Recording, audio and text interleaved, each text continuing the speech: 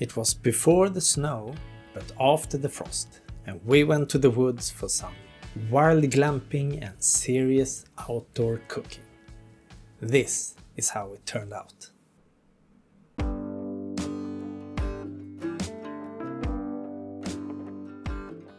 It was a cold, sparkling morning in mid-October.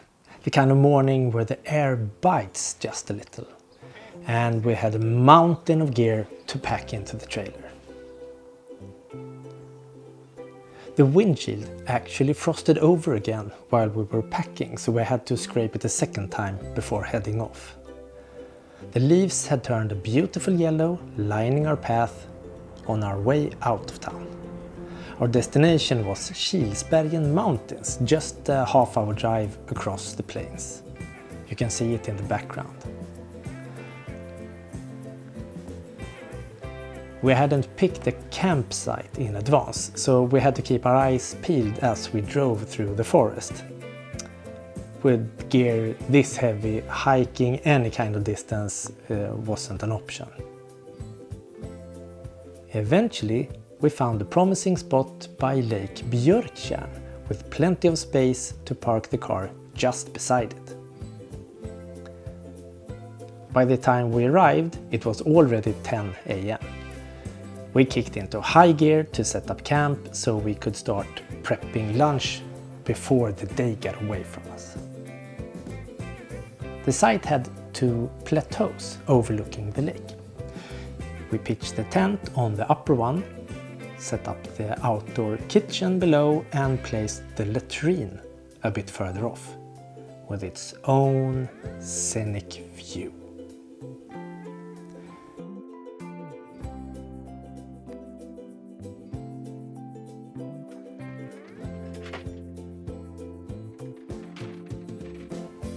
It took about an hour 45 minutes to get everything in order.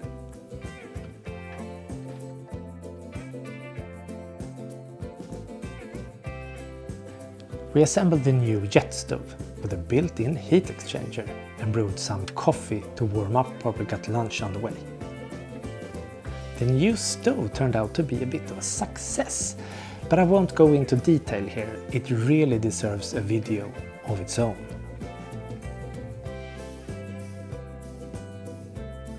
On the menu for lunch was venison meatball roulades with funnel chanterelle sauce and pressgurka, which is a very mildly pickled sliced cucumber. So we started with the pressgurka since it needs at least an hour to rest. Sliced cucumber, a couple of tablespoons of honey, and then a splash of 12% purified vinegar, topped with water.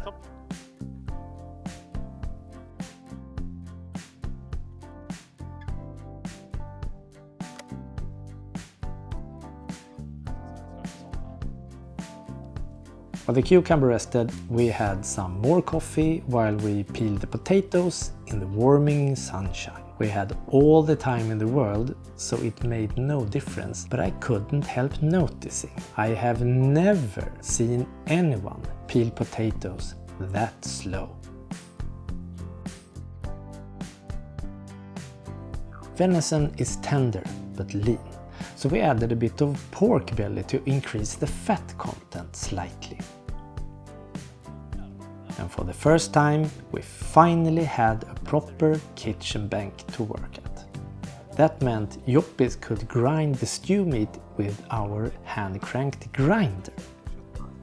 That would have been totally impossible on a flimsy camping table. This kitchen counter was really upping the functionality.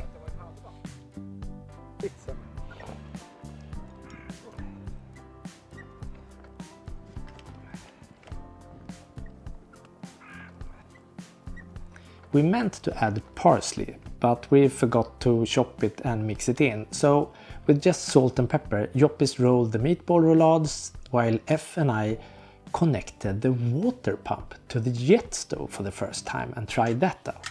So. The heat exchanger was glowing hot, So water went in and hot steam went out back into the water canister.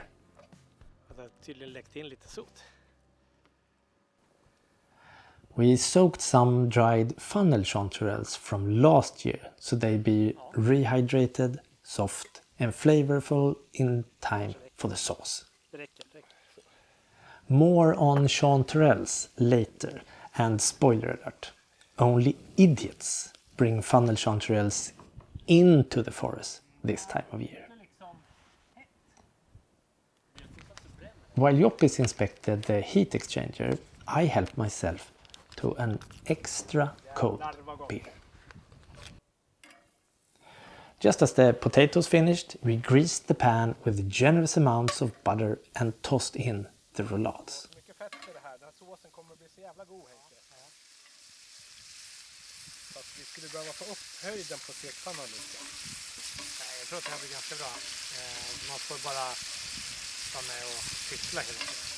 Once they had a nice sear, we poured in the cream, whisked it with pan juices, added a spoonful of blackcurrant jelly and a dash of veal stock. And then we stirred in the chanterelles.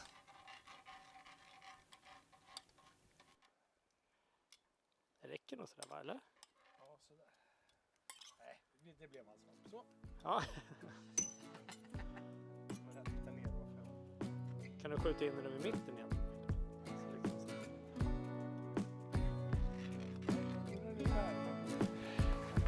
While the sauce simmered, I wandered into the heather between the kitchen and tent to pick some lingonberries for garnish. You simply must have lingonberries with this dish. And Joppis insisted that red wine was the only acceptable beverage with this kind of food. A bold choice considering it was only 5 degrees Celsius, but we all agreed it worked.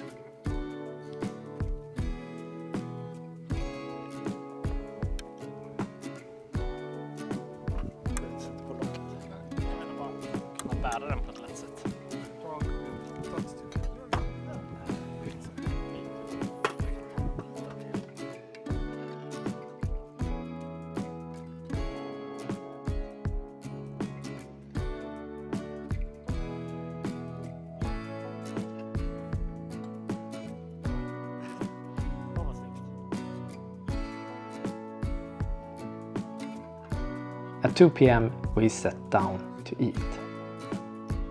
Maybe it was the sunshine, the location, the company, or perhaps the satisfaction of hard work, but this meal was the best I've had in a long time, a solid 9 out of 10.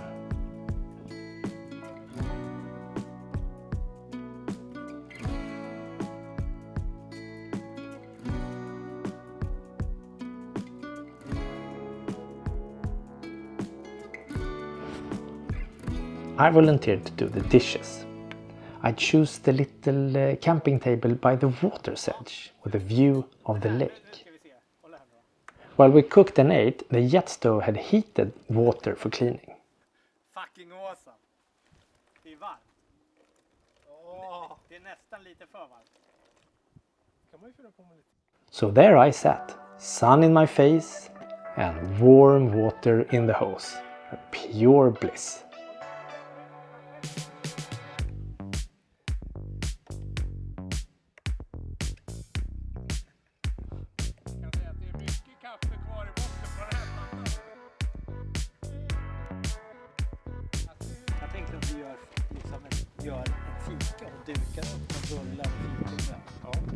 By 3 p.m. the dishes were done and it was time for a proper Swedish fika.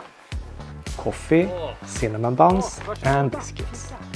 Honestly, that was 10 out of 10. Ja, den här platsen var också bra. Det blir magiskt. En av de bästa hittills. Ja, jag tror det. We lingered there for a good while before starting dinner. We planned a hearty goulash. The afternoon drifted by as we all joined in the cooking, chatting about everything and nothing, sipping an occasional beer, listening to the crackling fire and sounds of nature. A persistent woodpecker kept us company most of the day.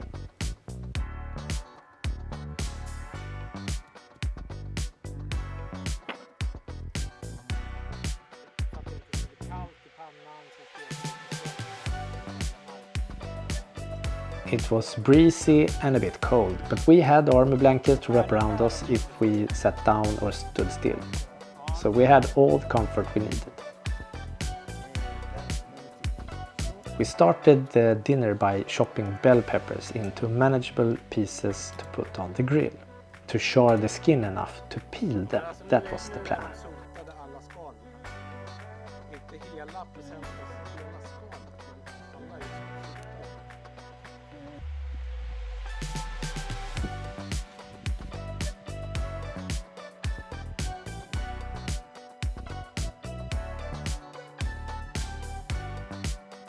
While I trimmed and diced the chuck steak into small cubes, Joppis got the onions sizzling in the pan. Once the meat had a quick sear to get the massage effect going, we reconfigured my homemade grill frame setup to legs vertical so we could tend the fire beneath the griddle. Pretty handy, that grill frame.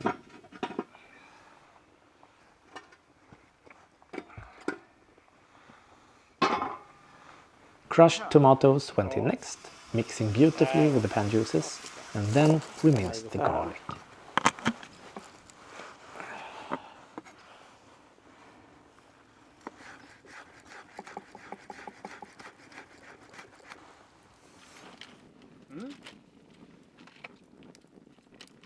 Den borde heta mild chili.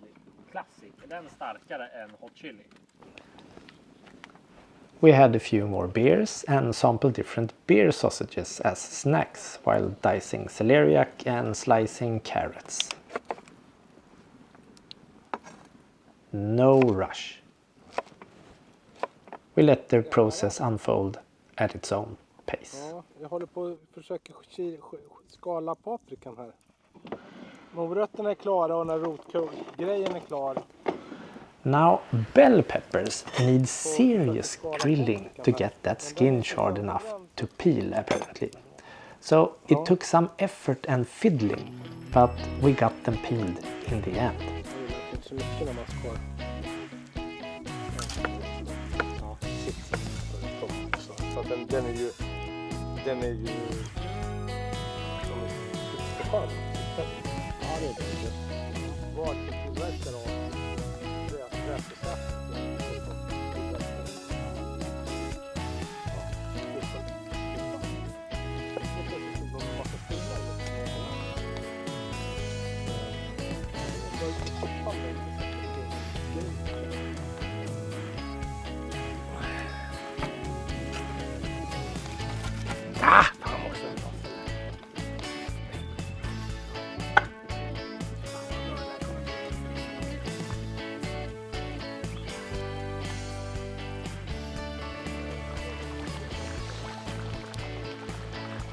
Daylight saving time was still in effect on October 18th, so the sun didn't set until nearly 6, which was nice.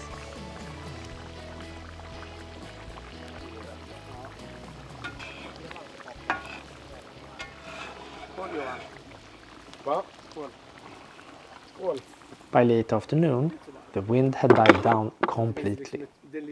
The lake turned to glass, still and silent.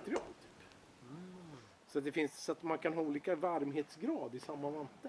Och det är nice. Eller du kan ha, om du blir ute och blöt en dag så kan du byta in i fibrer.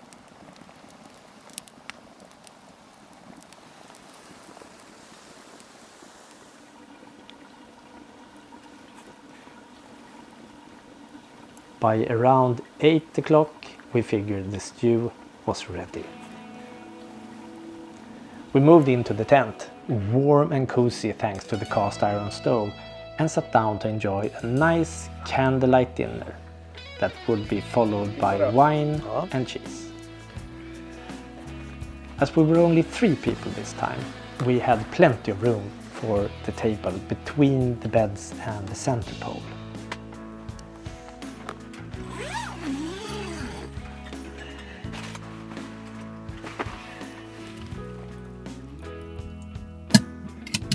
Let me know if you want to see more of the interior, the layout of the camp, or some practical solutions. You can just write a comment or something.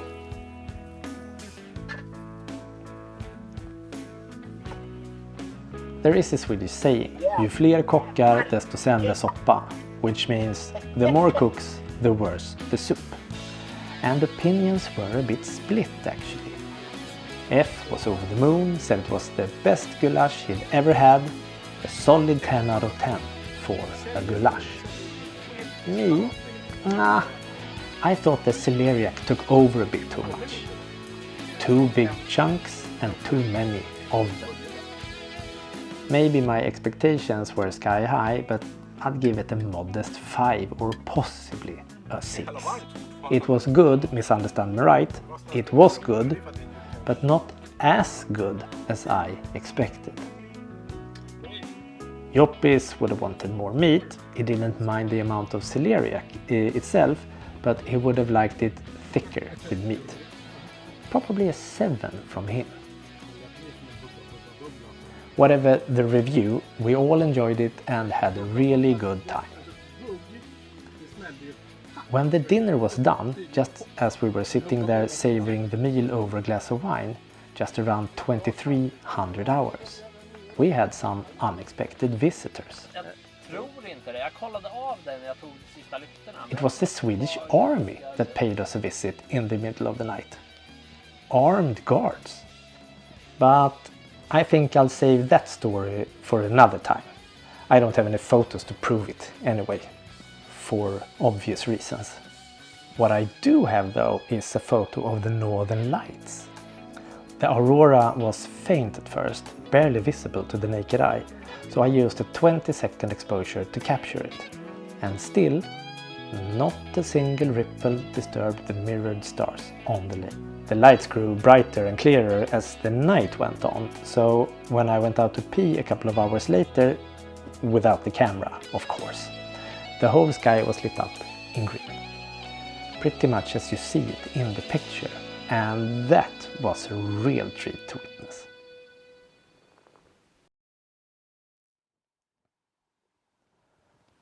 I woke up really early. Honestly, I think the mornings are the best part of all. It's so unbelievably silent.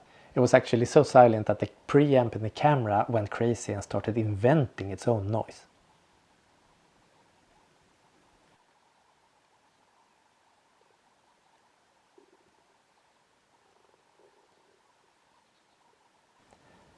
I went back inside and lit the stove to give F and Joppis a comfortable waking up temperature inside the tent before stepping out to brew some coffee on the jet stove.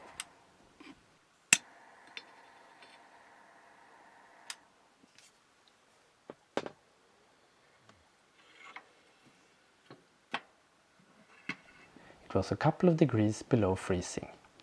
Every twig wrapped in frost. Silent, still, and absolutely magical.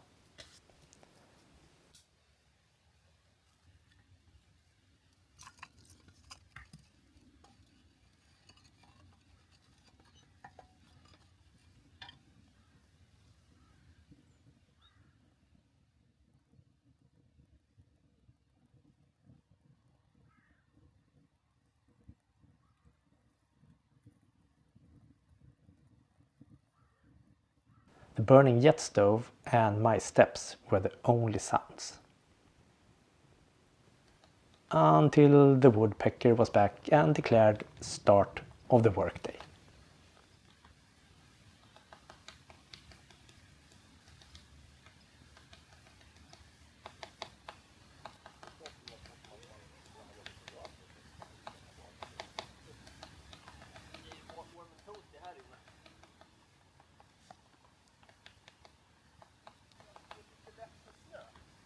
Ja, det hade inte varit helt fel faktiskt.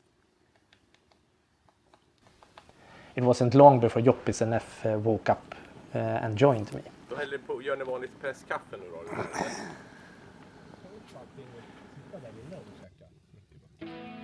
Jag tycker nu är jag ute. Nu tycker jag också att man kan vara ute i alla fall. It was freezing cold, so we thought about having breakfast in the warm tent, but we ended up having a stand-up coffee on the spot instead. It was just too beautiful outdoors to go inside.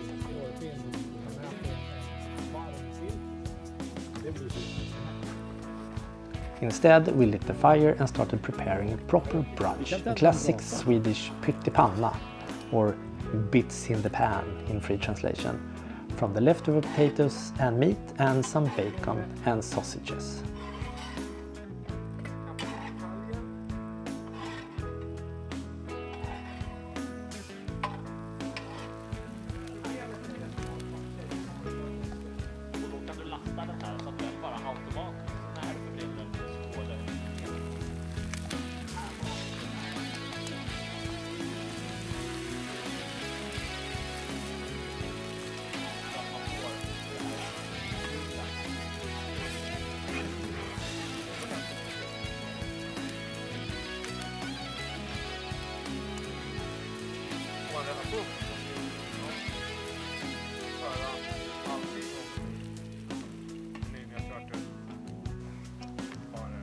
I wandered up the slope toward the tent to get something, and no surprise, found the ground covered in funnel chanterelles.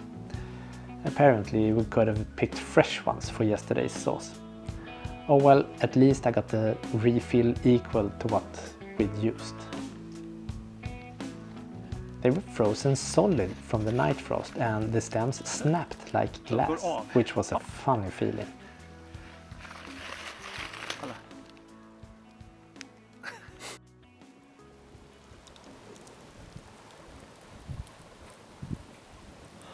We weren't in any hurry. We sat by the fire, sipping coffee, letting the morning unfold slowly.